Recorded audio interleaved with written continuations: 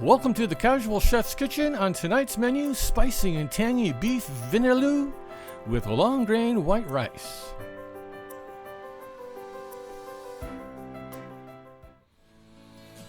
And we start with the morning mise en place. These are all the spices. A closer look of the spices. And this is Lindy pepper. This is just after prep. And the second mise en place in order of appearance. I'm melting some ghee. Then I add the beef to brown.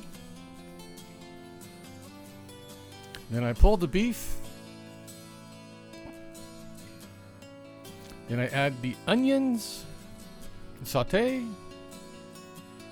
Then I add the garlic and the ginger and saute for about a minute. Then I add the spices and the rest of the goodies. And then I bloom the spices. Then I re-add the beef. Then I add the stock. Bring it all to a simmer. And then it simmers for about an hour and a half to 2 hours. And this is after an hour and a half. Oh, it smells good. And the rice is ready. And the final meal.